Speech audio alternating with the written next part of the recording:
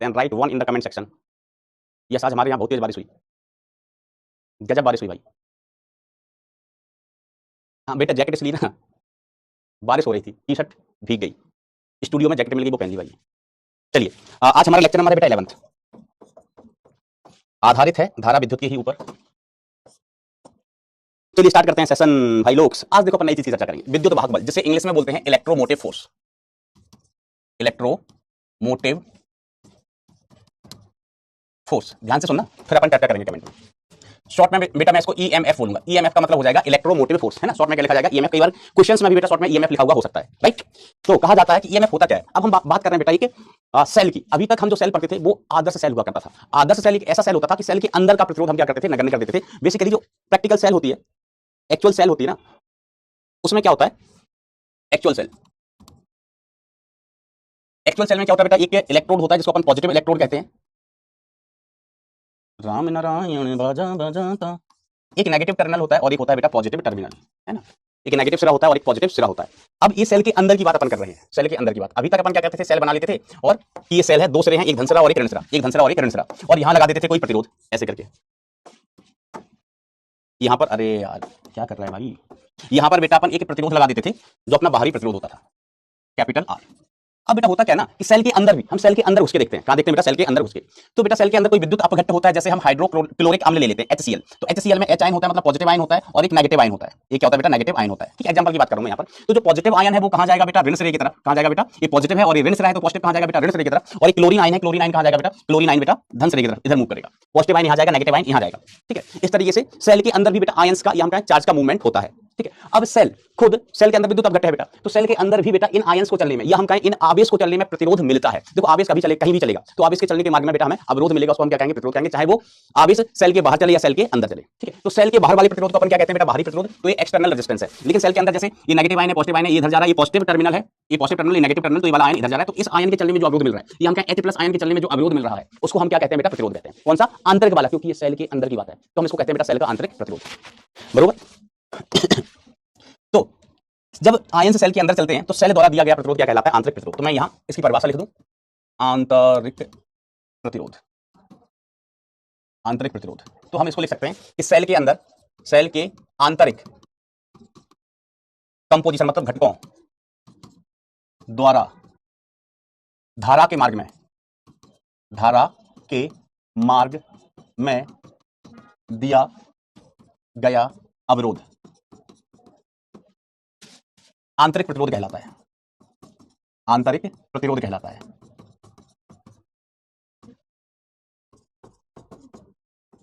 ठीक है, अच्छा अब देखो सेल के बाहर तो हम जानते हैं धारा की दिशा कहां से कहां होती है, सेल के अंदर धारा की दिशा धन आयन से, हम कहें पॉजिटिव टर्मिनल, मतलब धन सिरे से ऋण सिरे की ओर होती है। सेल के जो बाहर है वो धारा कहां बहती है बेटा, धन सिरे से ऋण सिरे की ओर। क्या आप फोटो देख के थोड़ा सोच के, थोड़ा सा दिमाग लगा के ये बता सकते हैं क्या कि सेल के अंदर धारा कहां से कहां बहेगी, धन सिरे से ऋण सिरे या ऋण सिरे से धन सिरे? आपको जवाब देना है भैया, आपको जवाब देना है।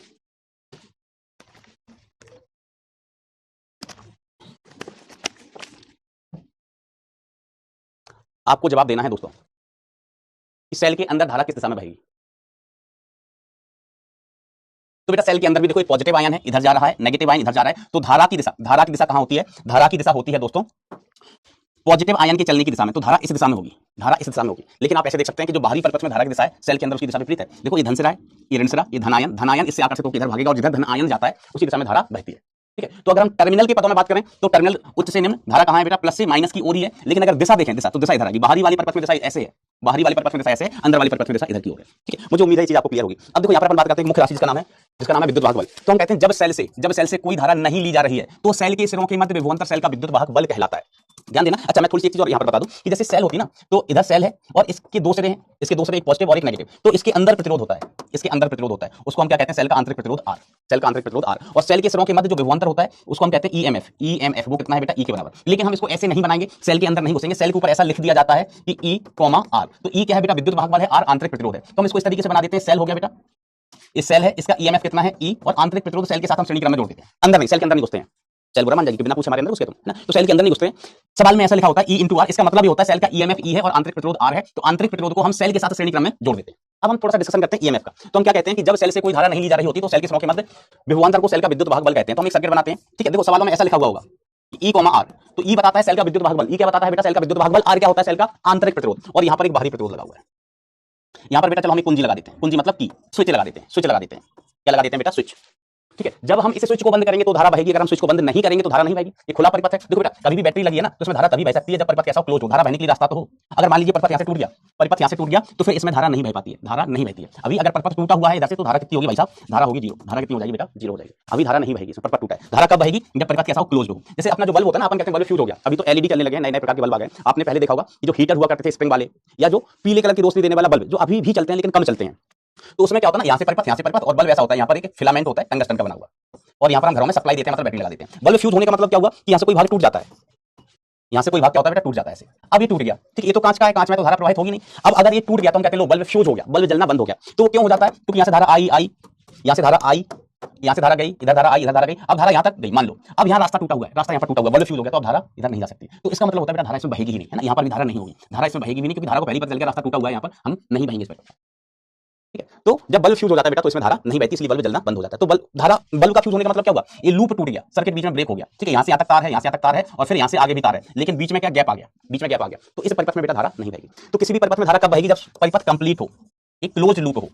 ठीक है, तो फिलहाल हम क्या कर रहे हैं, ईएमएफ को डिफाइन करने के लिए बेटा यहाँ पर हमने एक सेल लगा दी, एक बाहरी प्रतिरोध आ रहा है, यहाँ पर कुंजी लगा दी। तो जब तक इसको बंद नहीं करेंगे, ऐसे नहीं करेंगे, तब तक धारा नहीं बहेगी। तो अभी कुंजी खुली हुई है, कुंजी खुली हुई है। ठीक है, अब देखो इस परिपथ को हम कैसे बनाएंगे, ये ई कॉमा आर लिखा है, तो ई कॉमा आर का मतलब हुआ कि इसका विद्युत वाहक बल, सेल का विद्युत वाहक बल अंग्रेजी में कहते हैं इलेक्ट्रोमोटिव फोर्स, शॉर्ट में अपन बोलते हैं इसको ईएमएफ। ईएमएफ कितना ई, तो इसको बनाएंगे कैसे, इधर हमने ई बना दिया सेल का ईएमएफ, और ये सेल का आंतरिक प्रतिरोध बना दिया, सेल का आंतरिक प्रतिरोध। ठीक है, तो ये सेल ही है, इन दो बिंदुओं के बीच में ये सेल है बेटा, इतनी राम नारायण, ये सेल है बेटा, ये सेल के अंदर की बात है। ठीक है, अब हमने क्या किया, यहाँ पर एक बाहरी प्रतिरोध लगाया हुआ है, बाहरी प्रतिरोध लगाया हुआ है, अरे प्रतिरोध ऐसा हो वैसे, और यहाँ पर एक कुंजी लगाई है, और कुंजी अभी क्लोज नहीं है, स्विच खुला हुआ है, स्विच बंद नहीं है, या हम कहें स्विच चालू नहीं है, स्विच चालू नहीं है। तो बेटा डैश डैश डैश लाइन मैंने बनाई हुई है, ये क्या है बेटा सेल है, ये सेल है। सेल के दो सिरे हैं, एक सिरे को हम कह देते हैं बेटा ए, और दूसरे सिरे को मैंने नाम दिया बी।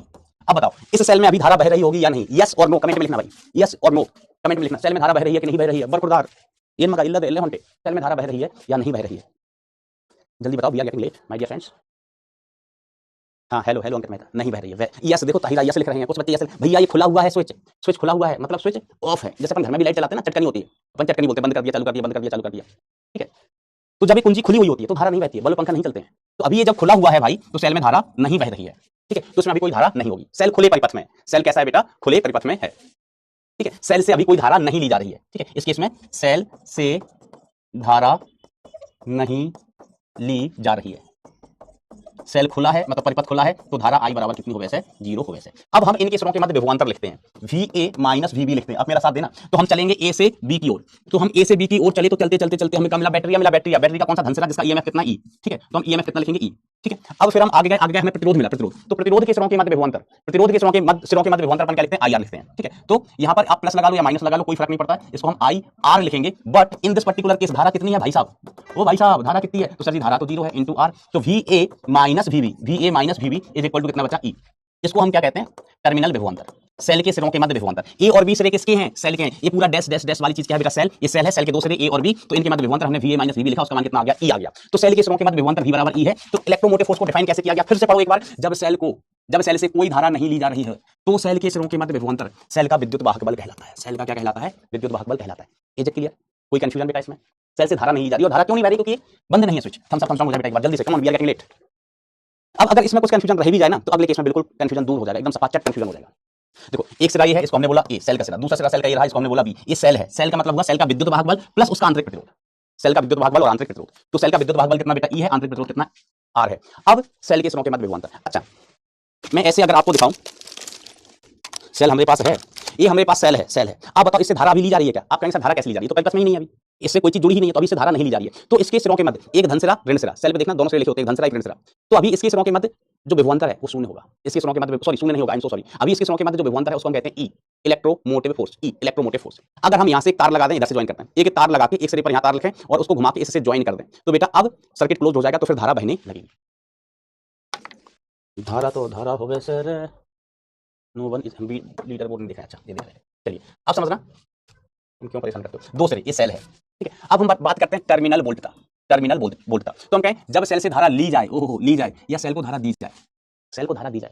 सेल को धारा कब दी जाती है भैया, सेल को धारा कब दी जाती है? तो हम क्या, देखो दो प्रकार के सेल होते हैं, मतलब सेल एक ही प्रकार का होता है, लेकिन अभी ऐसे सेल आने लगे जिसको हम चार्ज भी कर सकते हैं। क्या कर सकते हैं बेटा? चार्ज कर सकते हैं। ऐसे सेल आते हैं जैसे अपन माइक वगैरह में यूज करते हैं ना, वो ऐसे वाले माइक होते थे, लगा लेते हैं, तो उसमें जो सेल आते हैं बेटा हम उनको चार्ज भी कर सकते हैं। ये हम जैसे मोबाइल तो आप सभी ने देखा है ना, मोबाइल में जो बैटरी होती है, या हम क्या मोबाइल की जो सेल है ना, या बैटरी है, तो उसको हम चार्ज भी करते हैं। तो जब हम सेल को चार्ज कर रहे हैं तब हम उसमें धारा दे रहे होते हैं, और जब हम मोबाइल को यूज कर रहे हैं, काम में ले रहे हैं, तो तब सेल से धारा ले रहे हैं। तो सेल को धारा दे भी सकते हैं, ले भी सकते हैं। जब सेल डिस्चार्ज होती है, मोबाइल हम यूज कर रहे हैं, चार्जिंग में नहीं है, तब सेल से हम धारा ले रहे हैं, और फिर हमने मोबाइल में घुसा दिया चार्जर, अब मोबाइल चार्ज हो रहा है, मतलब सेल के अंदर धारा जा रही है। ठीक है, तो जब सेल से धारा ली जाए, मतलब जब हम मोबाइल का यूज कर रहे हैं, सेल को धारा दी जाए, मतलब हम मोबाइल की बैटरी चार्ज कर रहे हैं, तो उसके सिरों पर विभवांतर को हम टर्मिनल वोल्टता कहते हैं। क्या कहते हैं बेटा? टर्मिनल वोल्टता। मतलब टर्मिनल का मतलब होता है सिरों के मध्य जो विभवांतर होता है वो कहलाता है टर्मिनल वोल्टता। ठीक है, अब आइए इसको समझते हैं। तो हम कहते हैं जब सेल से आई धारा ली जाए, अभी हम धारा लेने वाला केस डील करें, ली जाए, तो टर्मिनल वोल्टता का मान उसके विद्युत भाग बल से कम होता है। कम होता है। देखो क्यों होता है कम? अभी क्लोज्ड परपथ है, यस सर क्लोज परपथ है। बोलो धारा बह रही है कि नहीं बह रही? जल्दी बता दो कमेंट में, धारा बह रही है कि नहीं? यस और नो। धारा बह रही है तो यस लिखो, नहीं बह रही है तो नो लिखो। जल्दी से कमेंट में खुदार, यस और नो। तो अब नो लिख रहा है, देखो अंकित मेहता नो लिख रहा है। तुमको वरदान प्राप्त है क्या उल्टा जवाब देने का? तुमने तपस्या की होगी शिव जी की, एक पैर पर खड़े होगे, शिव जी ने तुम्हें वरदान दिया होगा कि बेटा जाओ, जब भी तुम कलयुग की धरती पर किसी सवाल का उत्तर दोगे हमेशा उल्टा ही दोगे। वरदान प्राप्त है क्या तुमको? देखो बेटा अभी परपथ कंप्लीट है, देखो यहाँ से चला, धारा यहाँ से निकल जाएगी, परपथ कंप्लीट है, परपथ कंप्लीट है, कहीं पर रास्ता टूटा ही नहीं है। आपका सर ये टूटा है, ये बैटरी है, पूरा बैटरी के अंदर की बात है, परपथ कंप्लीट है पूरा, तो धारा भी बह रही होगी। मान लीजिए इस परपथ में कितनी धारा बह रही है? आई। तो आई धारा यहाँ जाएगी, आई धारा यहाँ जाएगी, आई धारा ही यहाँ जाएगी। ठीक है भाई साहब। तो अब हम सेल के सिरों के मध्य क्या लिखता है? विभवांतर लिखता है। आप मेरा साथ देना, आप क्या करना? मेरा साथ देना। ए से बी चलेंगे भाई साहब, कहां चलेंगे? ए से चलेंगे बी तक, तो V A minus V B, A से गए बी, तो चलते चलते रास्ते में क्या मिला? ई मिला, ई प्लस का ही, धन से मिला तो प्लस का ही। अब हम इसे प्रतिरोध को पार कर रहे हैं, और प्रतिरोध में धारा है, और इस दिशा में धारा है इधर, हम जा रहे हैं ए से बी, हम जा रहे हैं ए से बी, धारा इधर, और हमारी चलने की दिशा ए से बी, धारा का उल्टा है। तो जब हम धारा की उल्टी दिशा में चलते हैं तो उसको माइनस के लिखते हैं, माइनस का आई इंटू छोटका आर, छोटका आर इज आंतरिक प्रतिरोध। तो V A minus V B सिरों के मध्य, या हम टर्मिनल के मध्य जो विभव अंतर होता है, V A minus V B विभव का अंतर, उसी को अपन क्या कहते हैं बेटा? टर्मिनल वोल्टता, ई माइनस आई आर। मुझे उम्मीद है ये आपको क्लियर होगा, क्लियर होगा। अब देखो यहाँ पर एक लाइन लिखी हुई है, लाइन इज कि जब सेल से धारा ली जा रही होती है तो टर्मिनल वोल्टता V का मान विद्युत भाग बल E से कम होता है। टर्मिनल वोल्टता बोले तो V का मान जो होता है वो E से कम होता है। ऑब्वियसली V बराबर E माइनस आई आर, ई में से हम कुछ कुछ घटा रहे हैं, तब हमारे पास क्या बचा भाई साहब? V बचा। Is it clear? Is it clear my dear friend? How master clear है सर? क्लियर है। अब देखो वही बात फिर से आगे, टर्मिनल विभवांतर लिखा है। टर्मिनल विभवांतर मतलब जब सेल निरावेशित हो रही है, निरावेशित होने का मतलब जब सेल से धारा ली जा रही है। ठीक है, जब सेल से धारा ली जा रही है, जब सेल निरावेशित हो रहा है मतलब मोबाइल डिस्चार्ज हो रहा है, मोबाइल को हम यूज कर रहे हैं, कुंजी को बंद कर दिया, कुंजी को बंद कर दिया गया है। तो सेल के दो सिरे, एक सिरा ए एक सिरा बी, फिर से वही केस आ गया बेटा, है ना, कोई नई बात नहीं। धारा यहाँ से गई, यहाँ पर धारा कितनी आ रही है? आई, यहाँ से कितनी चली थी? आई, तो फिर से V A minus V B जो पिछला केस था वही is equal to E minus I R. Sir E minus I R कैसे? तो हमने खुद अपनी आंखों से देख लो। हम ए से गए, पहले बैटरी मिली ईएमएफ कितना? ई प्लस का, ई प्लस का मिला, फिर प्रतिरोध में जा रहे हैं, धारा की विपरीत, हम जा रहे हैं ए से बी, धारा बह रही है बी से ए की तरफ, तो माइनस आई आर, इसको हम भी बोलते हैं V equal to E minus I R. तो ये पिछला ही केस रिपीट है, नथिंग न्यू, नथिंग न्यू। भवरे ने खिलाया फूल फूल को ले, ये कब हुआ बेटा? डिस्चार्जिंग में, जब सेल से धारा ली जा रही है, डिस्चार्जिंग, जब सेल से धारा ली जा रही है। अब आवेशित, जब सेल आवेशित हो रहा है, आवेशित हो रहा है सेल, इसका मतलब सेल के अंदर धारा जाएगी। भज्जा भज्जा भज्जा, धारा कहां जाएगी? सेल के अंदर। सेल अभी चार्ज हो रहा है, तो हम सेल के दो सिरे ले लेते हैं, एक सिरा इधर ले लिया ए, और ये सिरा इधर ले लिया बी। जो आंतरिक प्रतिरोध आ रहा है वो सेल के अंदर की ही बात है बेटा, सेल के अंदर की बात है। अगर मैं यहाँ सेल बनाऊं तो सेल ऐसी होगी, ये सेल्स है, ये क्या है बेटा? ये सेल है, ये क्या है बेटा? सेल। ठीक है, धारा कहां जा रही है? अंदर, क्योंकि चार्जिंग हो रहा है। हमने ये सर्किट कंप्लीट है, सर्किट क्या है बेटा? कंप्लीट। ये सबको भूल जाओ, ये कुछ नहीं लिखा है, पगले हैं सर, भगा इसको ऐसे था, तपड़ी तपड़ी भगा, सर्किट कनेक्टेड है। तो धारा कहां जा रही है? पाई जान धारा जा रही है यहाँ। अब मुझे जरा विभवांतर लिख के बताओ, अगर आप सीख गए तो हम ए से बी जा रहे हैं, तो V A minus V B हम क्या लिखेगा? V A minus V B हम क्या लिखेगा? V A minus V B क्या लिखेगा? जल्दी बताओ, जल्दी बताओ इन द कमेंट सेक्शन, बहुत जल्दी लिख के बताना बेटा, जल्दी से, मैं 1 मिनट में आया।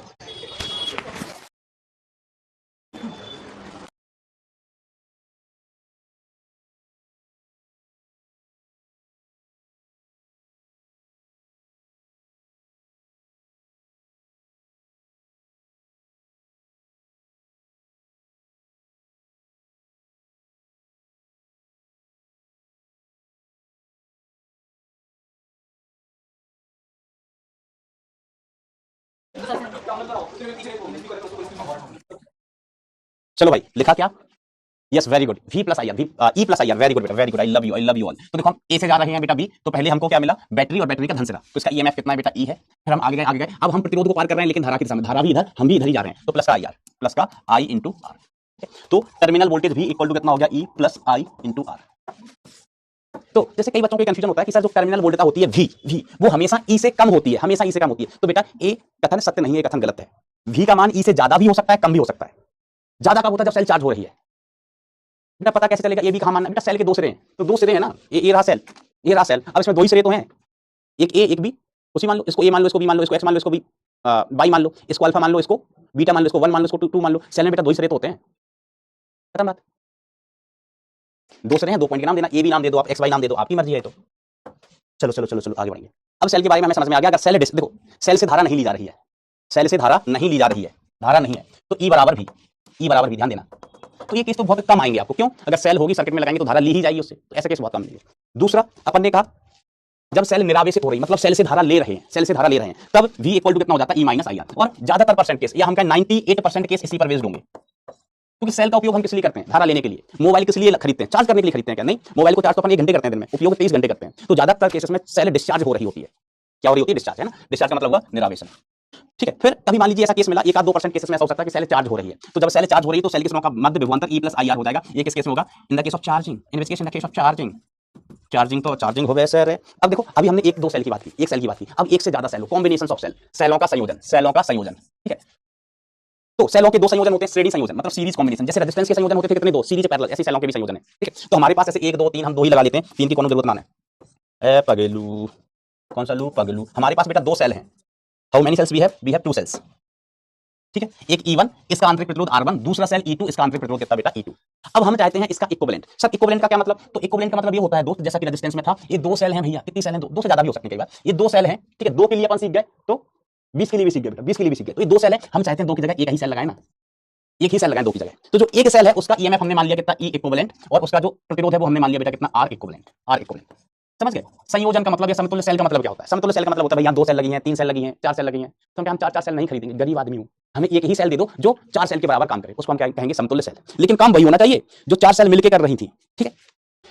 तो चलिए ये जब 2 सेल लगी हैं तब कितनी धारा बहा रही है सर्किट में, ये तब धारा बहा रही है आई, कैपिटल आई, तो हम कहेंगे 2 सेल है ना, हम गरीब आदमी है, 2 सेल नहीं खरीद सकते, हम विनोद है, विनोद, गरीब आदमी, इसीलिए तो वो स्टील की चुनौतियां नहीं खरीदता है, भुलाता बहुत है, महंगा आता स्टील का, तुमसे ज्यादा गरीब हमें ना, तो दो सेल हम नहीं खरीद पा रहे थे भैया, हम दुकान पे गए, भैया हमको एक ऐसा सेल दो ना जो 2 के बराबर काम कर जाए, तो 2 के बराबर काम करना है, इसका मतलब ये 2 सेल मिलकर कितनी धारा निकाल रही थी आई, तो ये अकेली एक सेल आई धारा निकाल पाए, तभी ये इक्विवेलेंट होगा इन 2 का, तभी ये इक्विवेलेंट होगा बेटा इन 2 का, ठीक है। तो चलिए इस परिपथ में बेटा हम निकालते हैं कि धारा का मान कितना, तो आप साथ देना, मेरा क्या करना, साथ देना, तो यहां से चलते हैं, लूप का नियम लगाते हैं, इसलिए तबलक विभवांतर कितना आई आर, ओके, फिर हम आगे गए, तबलक प्रतिरोध मिला R2, धारा कितनी आई, तो प्लस का आई R2, फिर हम आगे गए, हमें कहां मिला, हमको बैटरिया का ऋण सिरा, तो माइनस का E2, बैटरी सेल मिला, ठीक है, सेल मिला E2, फिर हम आगे गए, अब इसमें भी धारा कितनी बह रही है आई, तो हमें प्रतिरोध मिला, हम प्रतिरोध को पार कर रहे हैं धारा की दिशा में, तो प्लस का लिखेंगे I इंटू R1, फिर हम आगे गए बैटरी का ऋण सिरा, तो हम लिखेंगे माइनस का E1, और फिर जहां से चले थे वहीं पहुंच गए, इज इक्वल टू जीरो, यहां से हम आई का मान निकालना चाहे तो देखो आई इधर से क्या बचा है बेटा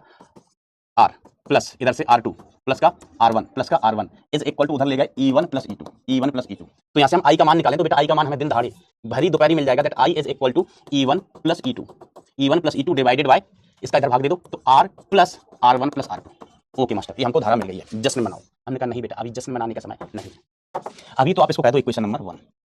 अब इस सेल से बहने वाली धारा हम लिखेंगे, नीचे वाले सेल से बहने वाली धारा।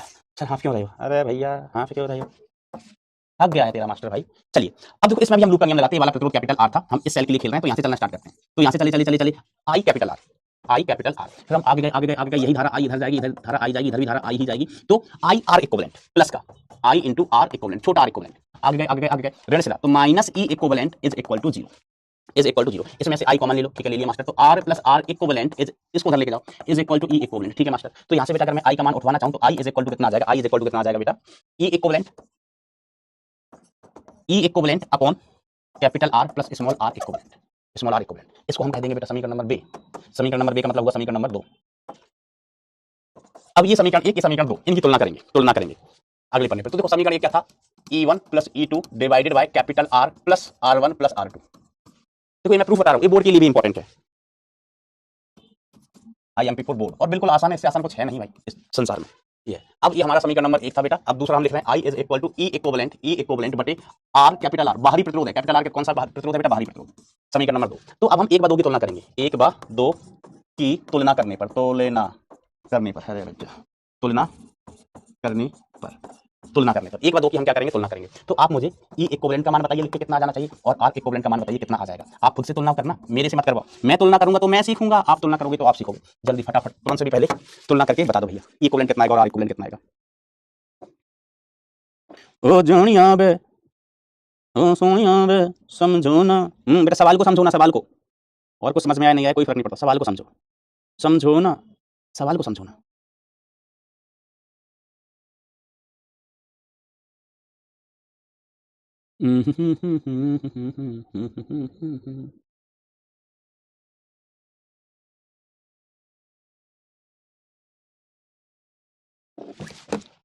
वेरी गुड बेटा, वेरी गुड। तो इसका मान आ गया बेटा E1 प्लस E2, सीरीज में जैसे रेजिस्टेंस जोड़ते थे वैसे ये जुड़ गए, और इसका मान आ गया बेटा E1 sorry R1 plus R2, R1 plus R2।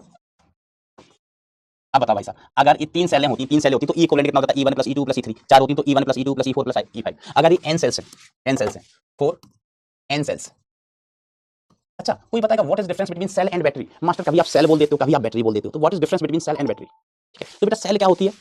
एक मतलब एक यूनिट होती है, और एक से अधिक सेल मिलकर क्या बनाते हैं बेटा? बैटरी बनाते हैं। जैसे ये है क्या? ये सेल है भैया, ये सेल है। अब हमने इसके ऊपर एक रख दी, इसके ऊपर और रख दी, तो 2 3 4 5 6 सेल इकट्ठी लगी होती है, तो उसको हम कह देते हैं बैटरी। क्या कह देते हैं? बैटरी। और मान लीजिए 100 200 सेल लगी हैं, तो उसको हम कह देते हैं बैटरा। बैटरा है ना, हमारे यहाँ ना बड़ी बैटरी होती है, तो कहा जाता है कि बैटरी कहाँ है? ये तो बैटरा है, बैटरा मतलब जिसमें बहुत ज्यादा सेल लगी है। तो ये कि इंडिविजुअल चीज क्या है बेटा? सेल है। 2 लगा दिए बैटरी हो गई, 3 लगा दी बैटरी हो गई, 4 लगा दी बैटरी। जो टॉर्च आता है ना, टॉर्च होता है ना, लाइट चली जाती है तो अपन काम यूज करते हैं टॉर्च का। ठीक है, तो उसमें देखो एक सेल वाली टॉर्च देखिए क्या? नहीं देखिए, एक सेल, कोई 2 सेल वाली टॉर्च होती है, 2 सेल लगती है, तो वो 2 सेल मिलकर क्या कहलाएंगी? बैटरी। 3 सेल लगाई तो बैटरी। कई जगह तो ना टॉर्च कोई बैटरी कहते हैं, जो टॉर्च होते हैं जलाते हैं लाइट आती है, उसको कहते हैं कि बैटरी है तुम्हारे पास, वो बैटरी टॉर्च होता है। बैटरी का होती है उसके अंदर लगी हुई सेलों का कॉम्बिनेशन इस बैटरी। ठीक है,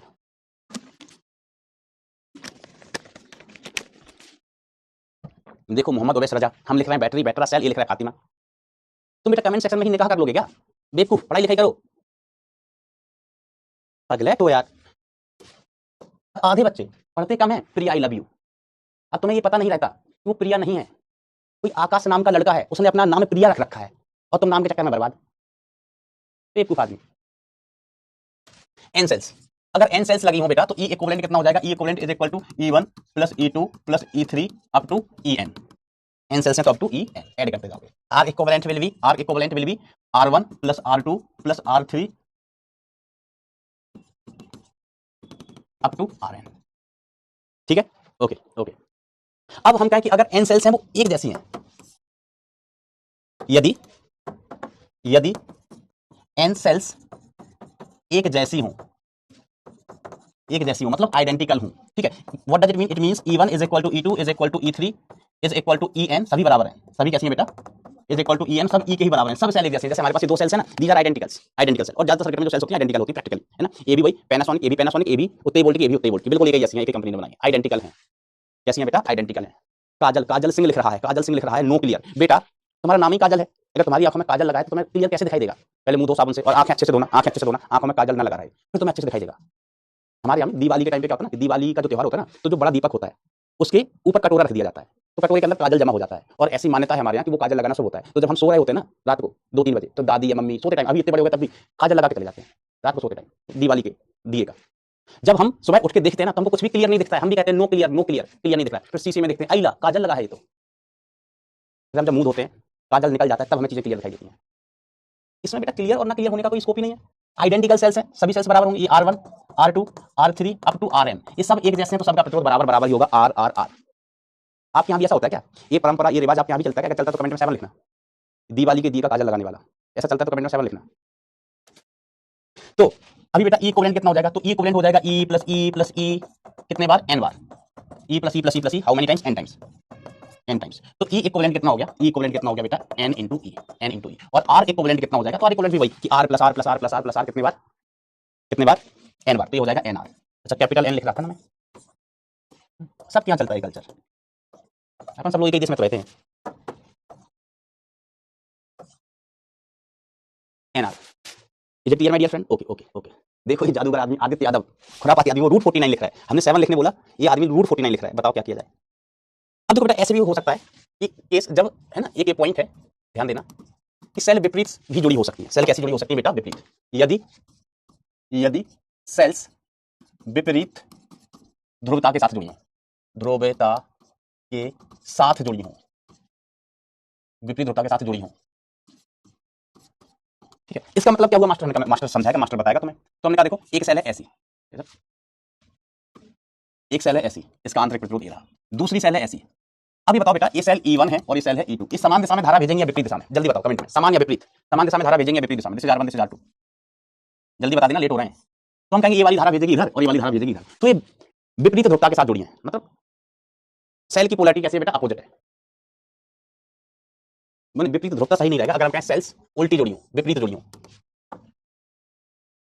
सेल्स विपरीत दिशा में, ध्रुवता सही नहीं रहेगा, विपरीत दिशा में जुड़ी हो, मतलब सेल्स विपरीत दिशा में धारा भेजने लगी से, ये वाली सेल धारा इधर भेजेगी और ये वाली सेल धारा इधर भेजेगी। तो ई इक्विवेलेंट कितना हो जाएगा बरखुरदार? ई इक्विवेलेंट हो जाएगा E1 माइनस E2। कोई मुझे आर इक्विवेलेंट के बारे में बताएगा? आर इक्विवेलेंट कितना होगा? आर इक्विवेलेंट के बारे में बताएगा कोई मुझे कि आर इक्विवेलेंट कितना होगा? जल्दी बताओ भाई, लेट आ रहे हैं, घनों काम से मैंने, हम लेट होने लग रहे हैं, जल्दी बताओ भाई। चूप बजाया तुम शुरू, आर इक्विवेलेंट बताओ। तो आर इक्विवेलेंट हो जाएगा, यस बेटा, ऐड प्रतिरोध बेटा हमेशा ऐड होता है। कई लोगों को ऐसे लगता है कि सर बैटरी की ईएमएफ घट रहे हैं तो प्रतिरोध भी घटा दो, प्रतिरोध अवरोध है बेटा, जीवन में अवरोध वो जुड़ते ही हैं, जुड़ते ही हैं। जो R1 माइनस R2 लिख रहे हैं वो कॉमन सेंस की कमी रख रहे हैं। देखो बेटा, मैं यहाँ से यहाँ जाऊँ, कुछ अवरोध मिले, फिर मैं वापस आ रहा हूँ मान लो, तो फिर अवरोध मिले, तो जिंदगी में परेशानियां कभी घटती नहीं है, ऐसे याद रखना। अवरोध क्या है? प्रतिरोध क्या है? अवरोध, परेशानियां, परेशानियां ये घटती नहीं है, ये जुड़ती ही हैं, ये जुड़ती ही हैं, ठीक है? तो बी केयरफुल, है ना, कि प्रतिरोधों को मत घटा देना बच्चा। ये देखो भाई साहब, भाईजान ये देखो, समांतर संयोजन। कौन सा संयोजन बेटा? समांतर संयोजन।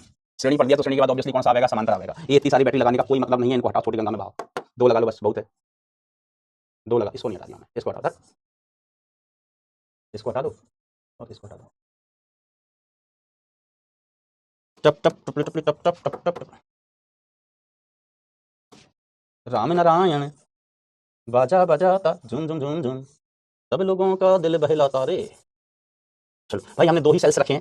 How many cells? We have 2 cells only, we have 2 cells only. तो ये E1 R1 और ये E2 R2, E2 R2 ये बाहरी प्रतिरोध कैपिटल R। इसमें से धारा मान लीजिए धन का सिरा, यहाँ से धारा कितनी आ रही है? I1, और यहाँ से धारा कितनी आ रही है? I2। यहाँ से धारा आई बेटा I1, यहाँ से धारा I2, ठीक है? तो यहाँ पर भी धारा I2 ही होगी। सर I2 ही क्यों? हमने कहा बैटरी के एक सिरे से जितनी धारा बाहर निकलती है, बैटरी के दूसरे सिरे से उतनी ही धारा अंदर जाती है। स्वाहा। देखो यहाँ पर देखो कि हमने कहा कि यहाँ से धारा कितनी आई I1, तो यहाँ से अंदर जाने वाली धारा, सॉरी, अंदर जाने वाली धारा भी कितनी होगी? I1। लॉजिक क्या है सर इसके पीछे? What is the logic behind it? तो हमने कहा एक सिरे से जितनी धारा अंदर जाती है, दूसरे सिरे से उतनी ही धारा बेटा बाहर आती है। यहाँ से I2 गई तो यहाँ से I2 अंदर जाएगी, यहाँ से I2 अंदर जा रही है तो I2 ही बाहर जाएगी। अब ये दोनों मिलकर किसके बराबर होगा? ये दोनों मिलकर बराबर होगा बच्चा I के, ना, किसके बराबर होगा? I के। तो एक समीकरण तो हमारे पास सदा बाहर है, that I is equal to I1 plus I2, I is equal to I1 plus I2, ठीक है? अब देखो इसको सोल्व करने के लिए जो टर्मिनल वोल्टेज है, दोनों से समांतर क्रम है, समांतर में विभवांतर समान होता है। यहाँ पर हम वोल्टेज मान लेते हैं, यहाँ पर मान लेते हैं 0, 0। समांतर क्रम में विभवांतर सेम होता है भाई साहब, ओ भाई साहब, भाई साहब, ओ भाई साहब, समांतर क्रम में विभवांतर कैसा हो? वैसे सेम हो, वैसे यहाँ पर 0 वोल्ट, यहाँ पर V वोल्ट, तो इसके मध्य विभवांतर V वोल्ट, इसके भी मध्य विभवांतर, इस ब्रांच के मध्य विभवांतर V वोल्ट। समांतर क्रम का परिभाषा ही यही है कि अगर 2 चीजें समांतर क्रम में जुड़ी हैं तो उनके सिरों के मध्य विभवांतर will be same. I am repeating again, if 2 or more branches are connected in parallel, then potential difference across these branches must be same. This is the definition of parallel combination. परिभाषा ही है बेटा, परिभाषा ही है। आओ और भाई साहब क्या करें? I1 का मान लिखो चाहते हो, I1 का लिखो चाहते, तो देखो भाई साहब I1 लिखें, क्या लिखें? I1, और हम क्या चाहते हैं? इसका इक्विवेलेंट। तो इसका इक्विवेलेंट का मतलब होगा माय डियर फ्रेंड, इसके इक्विवेलेंट का मतलब होगा माय डियर फ्रेंड कि जो 2 है ना, 2 की जगह 1 लगा लें, 2 सेल्स की जगह ना एक ही सेल लगा लें, और इनके 2 प्रतिरोध हैं तो उसकी जगह भी हम एक ही प्रतिरोध लगा लें। शर्त सिर्फ इतनी सी कि ये दोनों मिलके इसमें कितनी धारा भेज रहे थे? I। दोनों मिलके इसमें धारा कितनी भेज रहे थे? I। तो ये अकेली सेल इसमें धारा I भेज देवे, तो इसका ईएमएफ हम कह देता है बेटा E इक्विवेलेंट, E इक्विवेलेंट। इसका ईएमएफ सॉरी प्रतिरोध हम कह देता है R इक्विवेलेंट, R इक्विवेलेंट। 2 सिरे ले लो, यहाँ का विभवांतर हमने V वोल्ट बोला था, यहाँ का विभवांतर कितना बोला? 0 वोल्ट। कितना? 0 वोल्ट, ठीक है? चलिए अब हम सबका मान लिखेगा। तो इसमें धारा कितनी बह रही सर? I इधर गई, I ही इधर गई, तो इसमें भी धारा कितनी बह रही होगी? I ही बह रही होगी। समझ गए बस खुदा? अब हम I1 I2 का मान लिखेगा अपने खुद के पर्सनल हाथों से, बट आपको मेरी सहायता करनी पड़ेगी। अगर आप मेरी सहायता नहीं करोगे बेटा तो हम भी आपकी सहायता कैसे कर पाएंगे? हम तो वैसे ही दीनहीन दुखी आदमी, गरीब आदमी, तो आप मेरी सहायता करना। चलो पहले किसका मान लिखना चाहते हो सर? हम पहले I का ही मान लिखेंगे, तो I का मान लिखो ऊपर वाली सर्किट से। इस ब्रांच में धारा बह रही है, यहाँ से आ जाओ, तो विभवांतर कितना? V minus 0। भाई साहब कैसे तो गड़बड़ रह जाएगा काम, क्या आ जाएगा गड़बड़? काम गड़बड़ रह जाएगा। तो देखो V, चलो V इज इक्वल टू हम कैसे लिख सकते हैं? V इक्वल टू हम लिख सकते हैं E equivalent minus I into R equivalent. ठीक है मास्टर, जब बात सही है, जब बात आपने सही लिखी, that E equivalent is sorry E equivalent नहीं, V is equal to E equivalent minus I into R equivalent, छोटा R इक्विवेलेंट। क्योंकि ये तो समीकरण हम जानते हैं ना, जब सेल से धारा ली जा रही होती है E माइनस आई आर होता है, ठीक है? ऐसा लिख सकते हैं, हाँ सर ऐसा लिख सकते हो, ऐसा लिख सकते हो, ठीक है? तो ये तो बात हो गई I की। अब देखना, ध्यान देना, हम I1 का मान लिखना चाहते हैं, I1। तो I1 हम कैसे लिखेंगे? V is equal to E1 minus I1 R1। तो यहाँ से अगर हम I1 का मान निकालना चाहें बेटा, I1 का मान, तो ये कितना हो जाएगा? इसको इधर लेके जाओ, तो I1 का मान कितना हो गया? I1 इज इक्वल टू, ध्यान देना, इसको इधर E1 माइनस V। अरे यार V क्यों आएगा बीच में? V परेशान करके फेंक देगा यार अपन को, V का करके फेंक देगा परेशान करके। चलो देखते हैं क्या होता है। ये हमने एक समीकरण लिख लिया। अब नीचे वाले ब्रांच के लिए विभवांतर है ना, टर्मिनल वोल्ट था, तो ये होता है ई माइनस आई आर, तो E two minus I two into R equivalent. अब इन दोनों समीकरणों को हम जोड़ दें तो हमको क्या मिलेगा? कछु नहीं मिल रहा बच्चा, हमें कछु मिला ही नहीं रहा, फंस गए हम, बिना धारा बाहर करवाएगा। चलो देखते हैं, पहले यहाँ से I1 का मान निकालो, पहले किसका मान निकालो बेटा? I1 का। तो I1 इज इक्वल टू आया E1, I1 is equal to E1 minus V upon R1।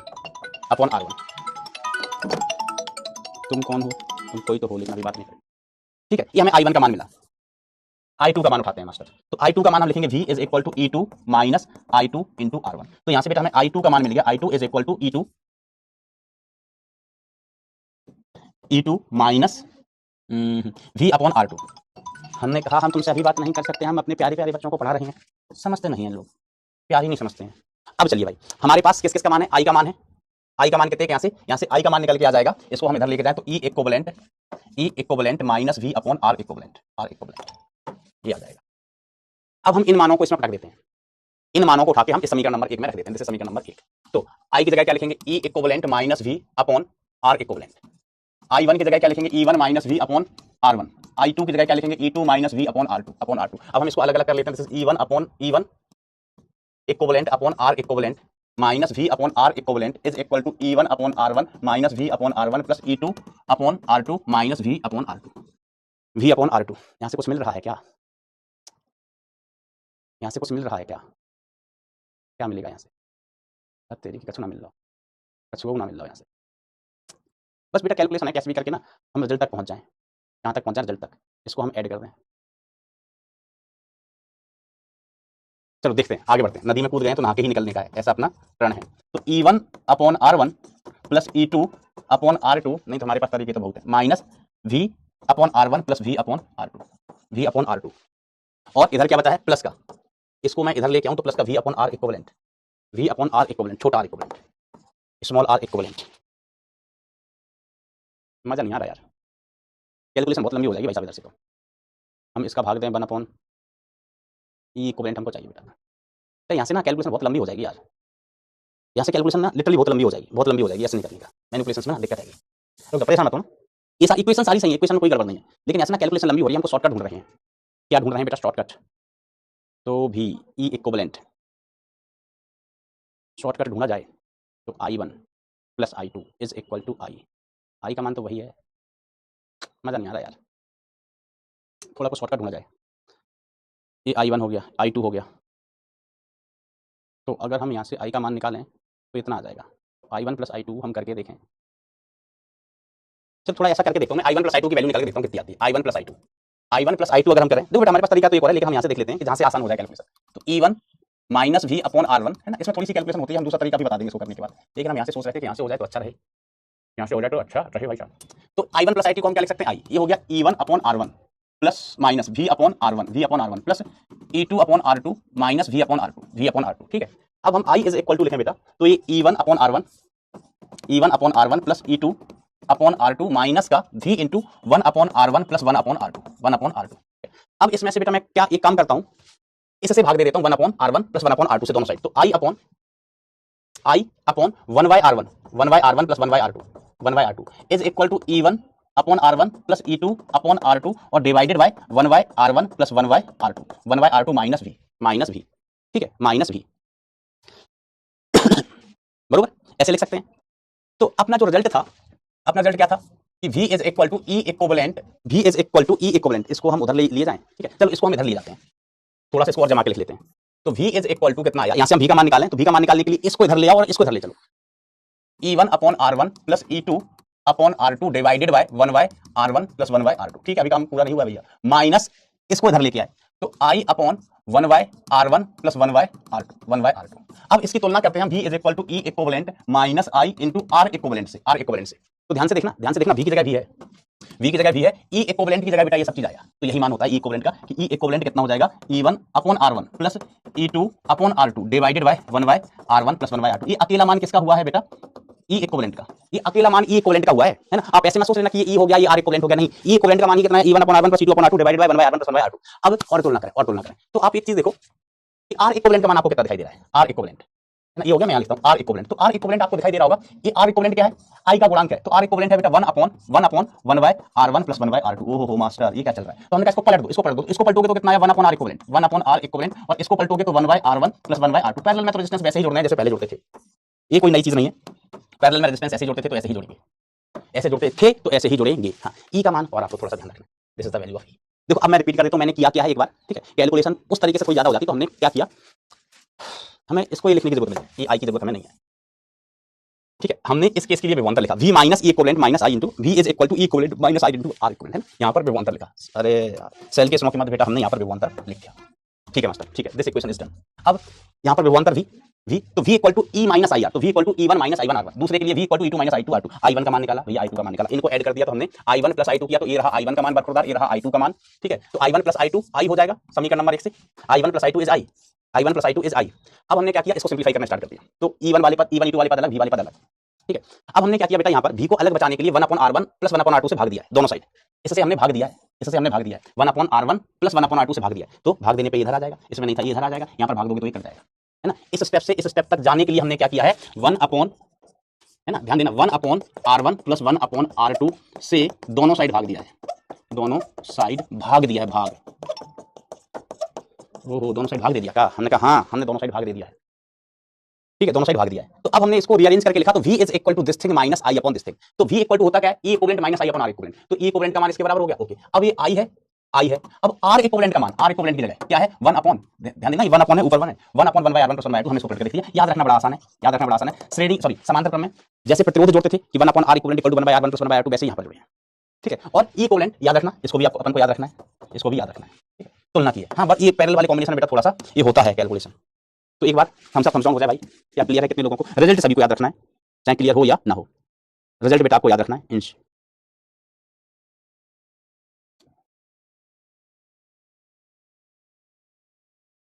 बहारो फूल बरसाओ, मेरा आंसर आया है, मेरा आंसर आया है।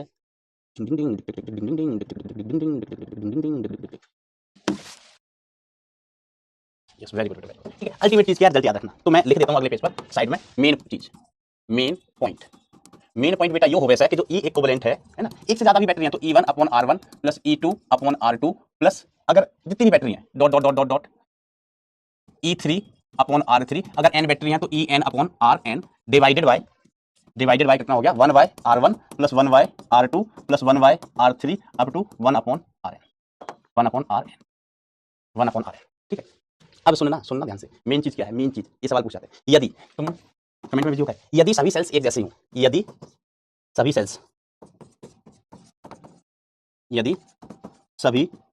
सेल्स आइडेंटिकल हों, यदि सभी सेल्स कैसी हो बेटा आइडेंटिकल हो, तो क्या हो जाएगा, हमने कहा सुनो, तो इसका मतलब है E1 बराबर E2 बराबर En बराबर का मान लो E मान लो, और R1 is equal to R2 dot dot dot is equal to Rn, सभी को क्या मान लो R मान लो। तो देखो माय डियर फ्रेंड्स यहाँ से E इक्विवेलेंट आपको क्या मिलेगा, that E equivalent is equal to E/R plus E/R up to n बार।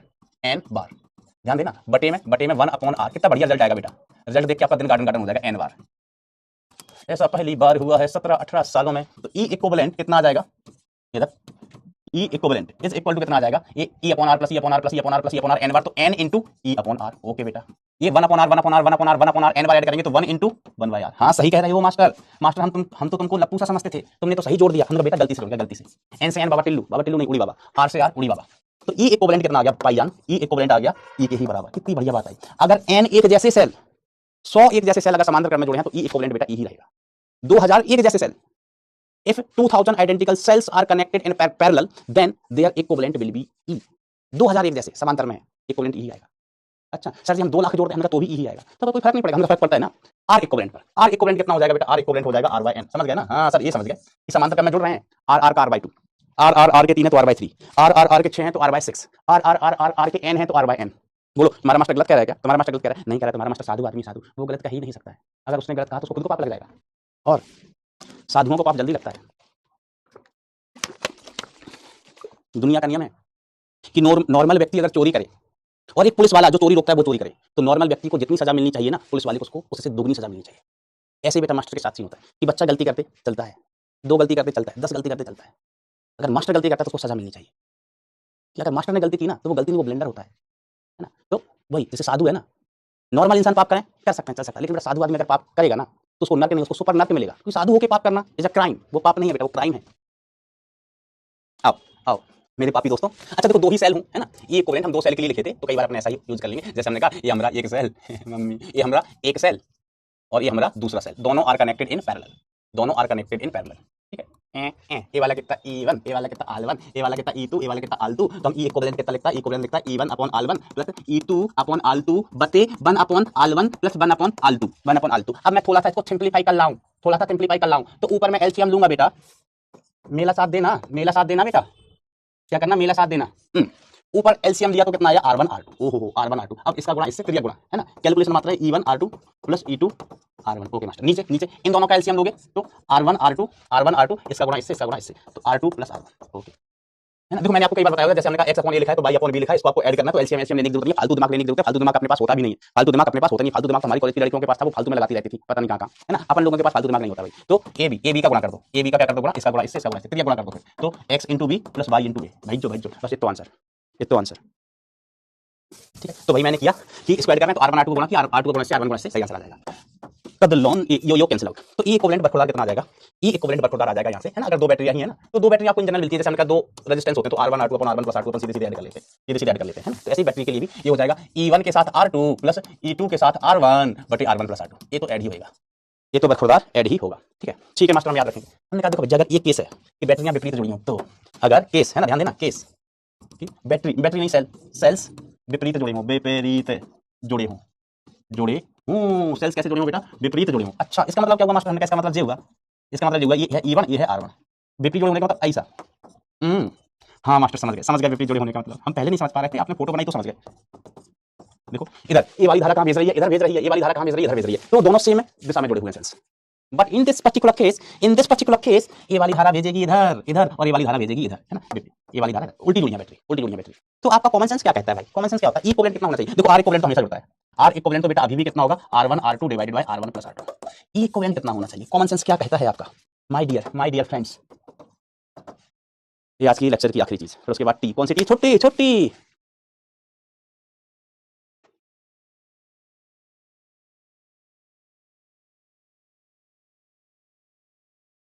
अरे प्रभुओं तुमने तो हमारा दिल नहीं हमारी आत्मा ही दुखा दी है, लेकिन जा सही रहे हो। देखो अब इधर होता था जैसे E1, है ना, ध्यान देना, E1 R2 होता था और यहाँ पर E2 R1 होता था, बटे में तो कोई दिक्कत नहीं, जब भी प्रतिरोध आएंगे तो वो जोड़ेंगे, ये मत घटा देना बेटा, ये मत घटा देना, है ना। देखो दो सेल्स थी ना, तो ये कितना आ गया, E1 R2 plus E2 R1 था अपॉन R1 प्लस R2, ये तो जोड़ेंगे ही।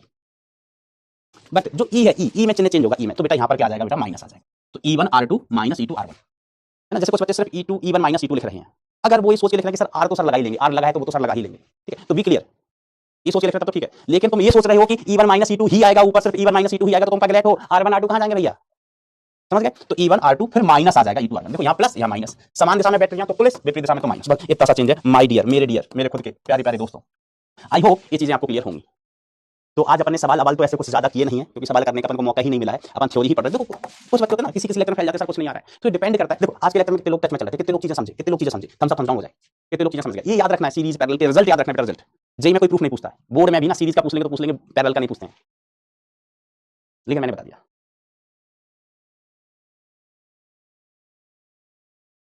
ये पूछ अपॉन में आर क्यों है बेटा, मैंने अपने मन से नहीं लिखा, आया है अपॉन में आर, हमने कैलकुलेट किया है नियम के अनुसार, अब रिजल्ट यही आता है, अपने मन से नहीं लिखा, रिजल्ट यही आता है और यही लिखना, ऐसे याद रखना। कोई जगह कोई चीज क्यों आ रही है, वो जो अपन कॉन्सेप्ट सीखते हैं, जो प्रिंसिपल होता है, उसको यूज करने पर जो आता है सो आता है, उसमें मास्टर क्या करेगा। अच्छा पोल ही नहीं आयो, धोखे, तुम तो धोखेबाज हो, हट धोखेबाज कहीं के, धोखेबाज कहीं के। चलो तब तक पोल चल रहा है, तब तक हम ये सवाल देख लेते हैं। दिखाए बताओ, श्रेणी में जोड़िए समांतर में, श्रेणी में जोड़िए समांतर में, जल्दी बोलो भैया जल्दी बोलो, सही समीकरण क्या है। अच्छा तो इसमें तो उसका कोई रोल ही नहीं है, इसमें श्रेणी और समांतर का बेटा कोई रोल ही नहीं है, लप्पू सा चीज है। इसमें तो बेटा लूप के नियम लगा के देख लेना, जैसे मैं यहाँ से चलूँ, यहाँ से धारा I1 आई, यहाँ से I2 आई, तो इसमें धारा कितनी जाएगी। इसमें बेटा श्रेणी समांतर में सेल है, ऑल दो सेल श्रेणी और समांतर में है, बट उसका कोई रोल नहीं है, ठीक है, क्योंकि ऐसे समीकरण दिए गए, लूप का नियम लगाओ। जैसे हम यहाँ से गए तो हमें क्या मिलेगा, I1 प्लस I2, इधर अच्छे से लिखो, I1 plus I2 into capital R, ठीक है मास्टर। इधर से लौट के वापस आए, यहाँ पर धारा कितनी होगी I1, तो आप क्या लिखोगे, प्लस का I1 R1, फिर अंदर गए तो minus E1 is equal to 0, ऐसा कोई समीकरण है। यस यस, दिस नहीं, not this will be correct, minus plus का गड़बड़ है, इन दोनों के चिन्ह सेम होने चाहिए, इन दोनों के चिन्ह सेम होने चाहिए, तो ये गलत हो गया। ये वाला सही है, ये वाला सही है, माइनस कॉमन ले लो, इसमें से माइनस कॉमन लोगे तो E1 minus I1 plus I2 into R plus I1 into R1 is equal to 0, तो ये वाला सही है। अब एक नीचे वाले लूप के लिए देख लेना, नीचे वाले लूप के लिए, है ना, नीचे वाले लूप में समीकरण लगा के देख लेना, तो आई थिंक ये भी सही आ जाएगा। एक समीकरण इस लूप में लगा के देख लेना, ठीक है। और चाहो तो अगर ऑप्शन, एक बड़े लूप की जरूरत नहीं है, बड़े लूप में भी लगा के देख लेना। यहाँ पर देखो 3 लूप है, एक लूप, 2 लूप, एक लूप, 2 लूप, हम ऐसे ही गए थे ना, हम ऐसे नहीं गए थे। एक लूप ये है, दूसरा लूप ये है, ये सिर्फ लूप के समीकरण है बेटा, इसमें सीरीज पैरेलल का कोई कनेक्शन नहीं है। और तीसरा ये बड़ा वाला लूप, लूप के नियम लगाना बेटा, तो आपको और भी कोई आंसर होगा तो वो मिल जाएगा। शाबाश बेटा, 94%। आंसर क्लियर वाला तो अपन को मिल गया है ना। वैसे आप इसमें भी लूप का नियम लगा सकते हैं, इस बड़ी वाली लूप में भी लूप का नियम लगा सकते हैं, देखना क्या आएगा, ठीक है, देखना बेटा क्या आएगा। ये कह रहा है सर रॉन्ग, यहाँ माइनस आएगा, माइनस, तो बेटा देखो खुद की मन की आंखों से देखोगे, यहाँ पर क्या है, क्या है, यहाँ पर माइनस ही तो लगा है। झूठ बोलते हो, झूठ बोलते हो, क्या लगा है बेटा, ये गौर से देखो, क्या लगा है बेटा, माइनस ही लगा है, माइनस ही, क्या लगा है बेटा, माइनस। चलिए, मन दिल दिमाग सब कुछ लगा के पढ़ाई करते रहना, आज के लिए इतना ही। मन लगा के, दिल लगा के, दिमाग लगा के पढ़ाई करते रहना। Thank you so much, tata bye bye, take care, love you all.